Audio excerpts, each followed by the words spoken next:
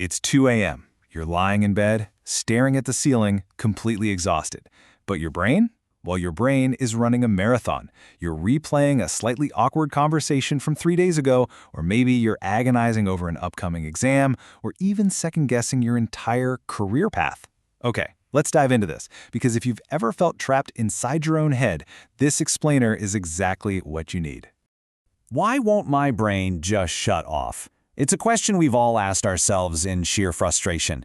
And it feels like you're being productive, right? Like if you just think about this problem long enough, you'll eventually crack the code and figure it all out. But deep down, you know you aren't actually solving anything. You're just spinning your wheels, feeling more and more anxious by the minute. It's a highly deceptive yet wildly common trap. In psychology, this trap actually has a name. It's called repetitive negative thinking, or RNT. Think of it as an umbrella term for a thinking style that just zeroes in on negative perspectives and repeats on a loop. It really comes in two main flavors. There's rumination, which is when you dwell on the past, and worry, which is when you fear the future. But here's the thing. Whether you're agonizing over a past mistake or dreading an upcoming presentation, your brain is stuck in the exact same loop. There's this brilliant analogy from the research that I absolutely love. Think of it like a washing machine that gets stuck on the spin cycle. Lots of motion, but nothing actually gets clean. Overthinking is incredibly deceptive that way. It masquerades as problem solving. It literally tricks us into believing we're making progress and doing the hard work of figuring things out, when really we're just emotionally exhausting ourselves without moving an inch forward. Section 1. Reflection versus rumination. So how do we actually tell the difference between figuring things out and just spinning our wheels? Well, true problem solving is concrete. It's action-oriented. You ask how, like, how do I fix my car? You check the battery, you call a mechanic. That engages the higher executive functions of your brain to create a concrete plan. Rumination, on the other hand, is completely abstract and passive. It asks why, like, why does this always happen to me? What is wrong with me? This engages the primitive, fear-based regions of your brain. It doesn't move you forward at all. It actively keeps you stuck in distress. Section 2. Why your brain loops. Now, what's really interesting about this is that overthinking isn't a sign of a broken brain. It's actually your brain's protective mechanisms going into absolute overdrive. First, we have the thalamostriatal regions of the brain, which handle threat detection. When you ruminate, these regions light up, get hijacked, and keep you on high alert. Second, there's the Zeigarnik effect. This is a psychological principle stating that our brains easily recall and cling to unfinished tasks. Since rumination never offers a concrete solution, your brain treats the worry as an unfinished task, constantly bringing it back to mind. And finally, contrast avoidance. Your brain will intentionally maintain a negative emotional state right now, just to avoid the sudden shock of a sharp emotional drop if something goes wrong later.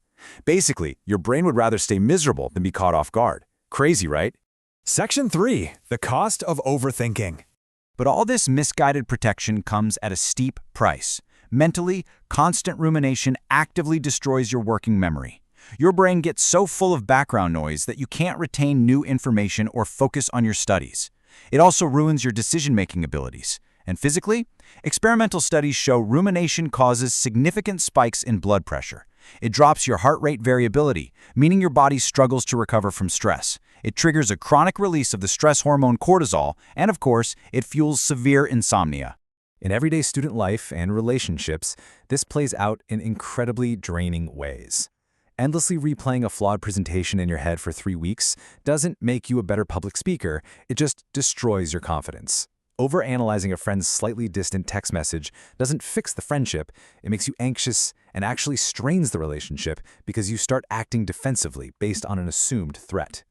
You're essentially teaching your brain that these thoughts are dangerous and need immediate attention. Section 4. Interrupting the cycle. So the crucial point is this: how do we stop it? The good news is modern psychology gives us some incredible evidence-based tools to break the thought loop. First, shift your internal questions from abstract whys to concrete hows. Second, set boundaries. Actually schedule exactly 15 minutes of daily worry time. If an anxious thought pops up at 2 p.m., tell your brain, hey, we're going to deal with that at 5 p.m. Third, practice cognitive diffusion. Instead of saying, I have a failure, say, I notice I am having the thought that I am a failure.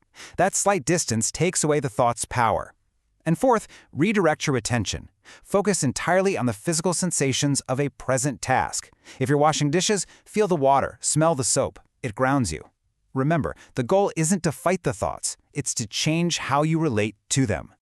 Section 5. The 60-second reset. This leads us to a tool you can use right now, literally the very next time you catch yourself spiraling. It's called the 5-4-3-2-1 grounding technique, and it is wildly effective. When the spin cycle starts, stop and name 5 things you can see around you. Then, reach out and find 4 things you can physically touch. Listen for 3 distinct things you can hear. Identify 2 things you can smell. And finally, notice 1 thing you can taste. Why does this work so well? Because your brain simply cannot process deep physical sensory reality and maintain an abstract rumination loop at the exact same time. It forces your brain to drop the negative loop and return to the present moment. I want to leave you with this final, empowering realization. Not every thought needs an answer. Sometimes, the healthiest response is to notice it, choose an action, and return to the present. You have the power to let these thoughts pass by like clouds, without engaging with every single one. Start small. Practice these techniques today and reclaim your mental space.